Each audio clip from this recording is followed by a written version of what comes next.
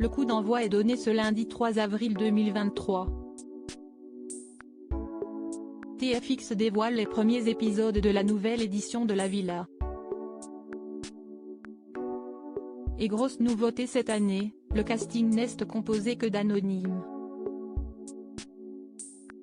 Parmi les participantes se trouve Jade, la première participante transgenre du programme qui existe depuis 2015, et produit par A Productions.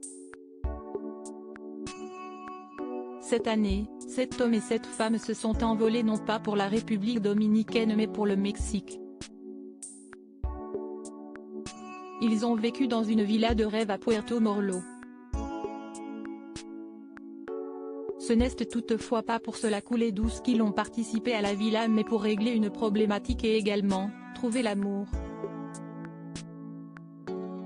Ainsi, ils ont fait la connaissance de l'emblématique coach Love Lucie Mariotti qui les poussera dans leur retranchement.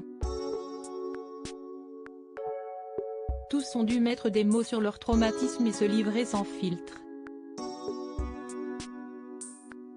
Ainsi, le public découvrira l'histoire de Jade, une candidate de 25 ans née de genre masculin.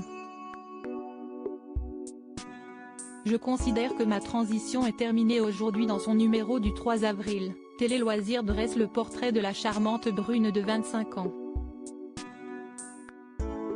Je suis née dans le mauvais corps. Il n'y a aucune différence entre une femme transgenre et une autre, a-t-elle confié dans un premier temps. La Parisienne explique ensuite qu'elle a connu une enfance joyeuse comme petite fille dans un corps de garçon, au sein d'une famille tolérante. Si à une époque, elle ne souffrait pas de son genre, cela a changé à la puberté avec le corps qui change. Un corps dans lequel elle s'est sentie étrangère. Et son mal-être était tel que cela l'a coupée de la société.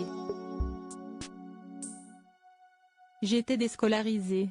Je ne jouais qu'aux jeux vidéo, révèle-t-elle. Jade s'est même imaginée commettre l'irréparable. À 18 ans, je ne voyais que la mort comme échappatoire. J'ai tenté de me suicider. Mais la bande-annonce du film The Danish Girl, œuvre cinématographique qui raconte l'histoire de la première femme transgenre opérée, a changé sa vie. J'ai directement informé ma mère que je pouvais changer de sexe, a-t-elle poursuivi. Sa maman a alors été d'un grand soutien et l'a appelée Jade. C'était important que ce soit elle qui me renomme, précise-t-elle. La jeune femme, aussi soutenue par son frère, a alors enchaîné les rendez-vous chez les endocrinologues et les psychiatres. Elle a fini par subir une opération et a changé d'état civil. Je considère que ma transition est terminée aujourd'hui, conclut-elle. Son histoire, elle va l'évoquer dans La Villa.